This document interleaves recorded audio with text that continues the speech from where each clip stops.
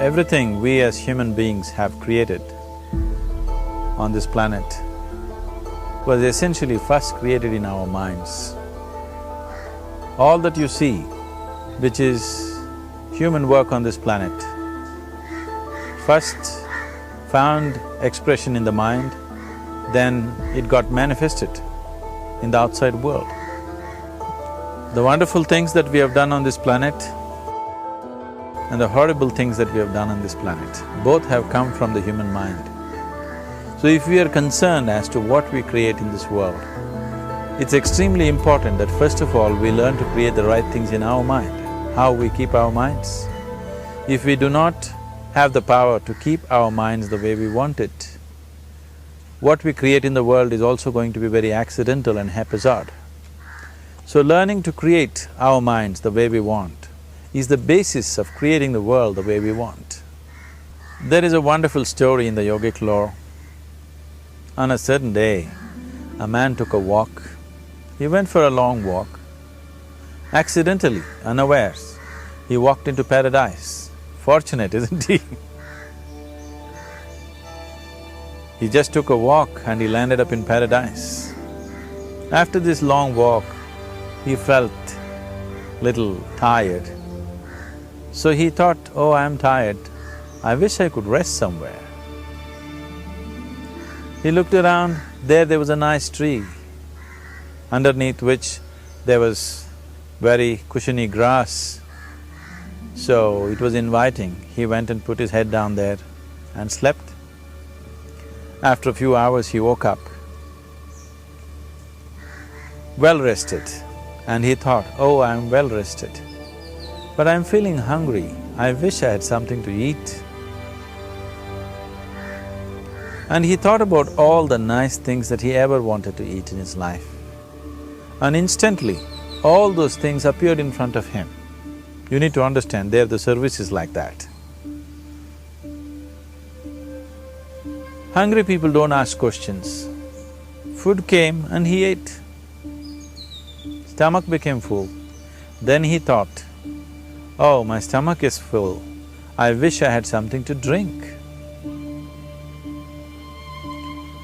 All the nice things that he ever wanted to drink, he thought about it and all of them just appeared in front of him. Drinking people also don't ask questions, so he drank. Now with a little bit of alcohol in him, you know Charles Darwin told you, all of you are monkeys, your tail fell away. Not me, Charles Darwin told you that you were all monkeys and your tail fell away and then you became human. Yes, definitely the tail fell away. But the monkey, in yoga, we always refer to an unestablished mind as markata, which means a monkey. Why we are referring to the mind as a monkey is, what are the qualities of a monkey? One thing about a monkey is, it's unnecessary movement. And another thing about the monkey is, if I say you're monkeying somebody, what does it mean? Imitation. Monkey and imitation have become synonymous. So these two essential qualities of a monkey are very much the qualities of an unestablished mind. Unnecessary movement, you don't have to learn it from the monkey, you can teach it to the monkey. And imitation is full-time job of the mind. So when these two qualities are on, a mind is referred to as a monkey. So this monkey became active within him. He just looked around, thought, what the hell is happening here? I asked for food, food came. I asked for drink, drink came. There must be ghosts around here, and ghosts came. Oh, the ghosts have come, they're going to surround me and torture me, he thought. Immediately the ghosts surrounded him and started torturing him. Then he started screaming in pain and said, oh, they're going to kill me, and he died. Just now he said he's a fortunate being. The problem is he was sitting under a kalpa vriksha or a wishing tree. He asked for food, food came, he asked for drink, drink came, he asked for ghost, ghost came, he asked for torture, torture came, he asked for death, death happened. Now don't go looking for these kalpavrukshas in the forest. You can barely find a tree these days. A well-established mind, a mind which is in a state of samyukti, is referred to as a kalpavriksha. If you organize your mind to a certain level of organization, it in turn organizes the whole system. Your body, your emotion, your energies, everything gets organized in that direction. Once all these four dimensions of you, your physical body, your mind, your emotion and the fundamental life energies are organized in one direction, once you are like this, anything that you wish happens without even lifting a little finger actually. It would help to assist it with activity, but even without doing any activity, you can still manifest what you want if you organize these four dimensions in one direction and keep it unwavering in that direction for a certain period of time. Right now the problem with your mind is, every moment it is changing its direction. It is like you want to travel somewhere and every 2 steps if you keep changing your direction, the question of you reaching the destination is very remote unless it happens by chance. So, organizing our minds and in turn organizing the whole system and these 4 basic dimensions of who you are right now in one direction, if you do this, you are a kalpavruksha yourself. Anything that you wish will happen. But right now, if you look at your lives, everything that you have wished for till now, if it happens, you have finished. Everything and everybody that you have desired for, if all of that lands up in your house today, could you live with that? Once we're empowered like this, it's very important that our physical action, emotional action, mental action and energy actions are controlled and properly directed. If it is not so, we become destructive, self-destructive. Right now, that is our problem. The technology, which is supposed to make our life beautiful and easy, has become the source of all the problem that we are destroying the very basis of our life, which is the planet. So what should have been a boon, we are making a curse out of it. What has brought incredible levels of comfort and convenience to us in the last 100 years or so has also become a threat to our life simply because we are not conscious action, we are in a compulsive state of action. So organizing our minds fundamentally means moving from a compulsive state of activity to a conscious state of activity.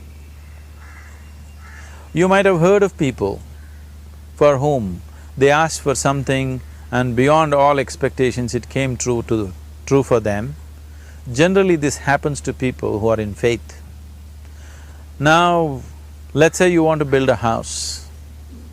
If you start thinking, oh, I want to build a house. To build a house I need 50 lakhs, but I have only 50 rupees in my pocket. Not possible, not possible, not possible. The moment you say not possible, you are also saying I don't want it. So on one level, you're creating a desire that you want something, on another level, you're saying I don't want it. So in this conflict, it may not happen. Someone who has some faith in a god or in a temple or whatever, who is simple-minded. Faith works only for those people who are simple-minded. Thinking people, people who are too much thinking, for them it never works. A childlike person who has a simple faith in his god or his temple or whatever, he goes to the temple and says, Shiva, I want a house. I don't know how, you must make it for me. Now in his mind there are no negative thoughts. Will it happen? Will it not happen? Is it possible? Is it not possible? These things are completely removed by this simple act of faith. Now he believes Shiva will do it for him and it will happen. So is Shiva going to come and build your house? No, I want you to understand, God will not lift his little finger for you. What you refer to as God is the source of creation. As a creator, he has done a phenomenal job, there's no question about it. Could you think of a better creation than this? Is it in anybody's imagination to think anything better than what is there right now? So as a creator, he has done his job wonderfully well, but if you want life to happen the way you want it. Because right now, the very crux of your happiness and your well-being is this: if at all if you're unhappy, the only and only reason why you're unhappy is life is not happening the way you think it should happen. That's all it is.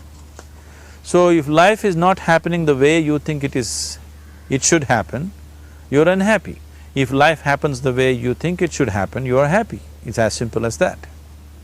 So if life has to happen the way you think it should happen, first of all, how you think, with how much focus you think, how much stability is there in your thought, and how much reverberance is there in the thought process will determine whether your thought will become a reality or is it just an empty thought.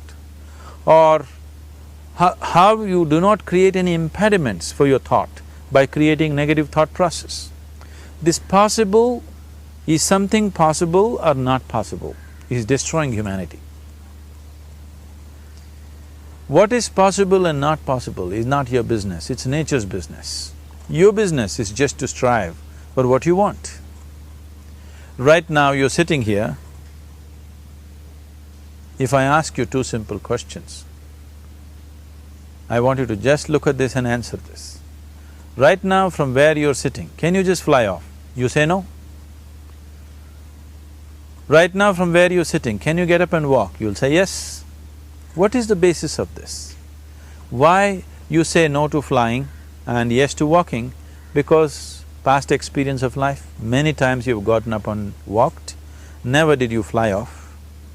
Or in other words, you're using the past experience of life as a basis for deciding whether something is possible or not possible.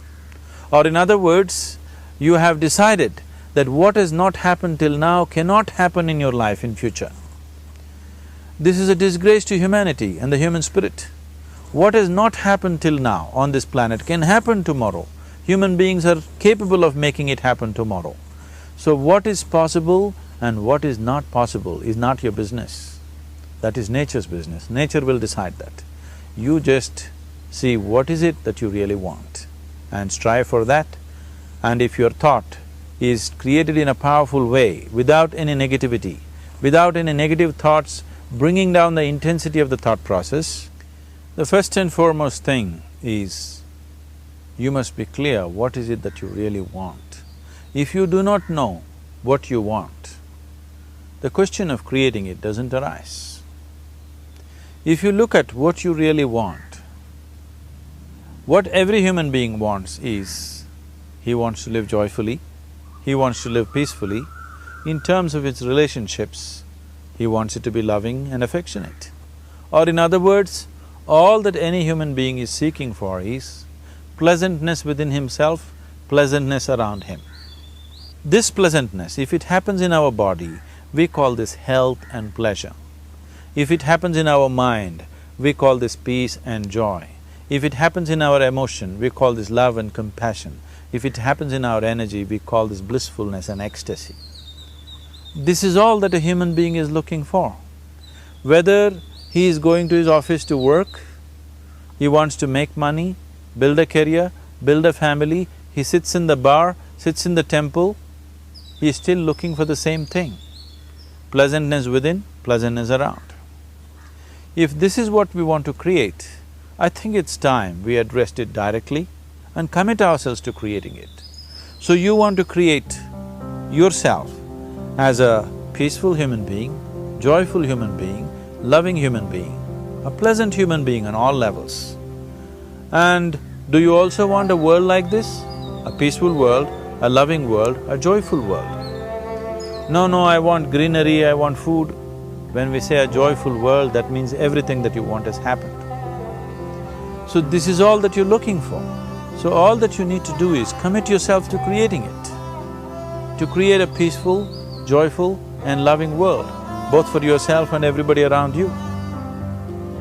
Every day in the morning, if you start your day with this simple thought in your mind, that today, wherever I go, I will create a peaceful, loving and joyful world. If you fall down 100 times in the day, what does it matter? For a committed man, there is no such thing as failure. If you fall down 100 times, 100 lessons to be learnt. If you commit yourself like this to creating what you really care for, now your mind gets organized. Once your mind gets organized, the way you think is the way you feel, your emotion will get organized. Once your thought and emotion is organized, your energies will get organized in the same direction. Once your thought, emotion and energies are organized, your very body will get organized. Once all these four are organized in one direction, your ability to create and manifest what you want is phenomenal. You are the creator in many ways. That which is the source of creation is functioning within you every moment of your life. It is just that, have you kept access to that dimension or not? Organizing the four basic elements of your life will give you that access. There are tools and technologies to do this. The whole science of yoga, the whole technology that we refer to as yoga is just about this, transforming yourself from being just a piece of creation to become a creator.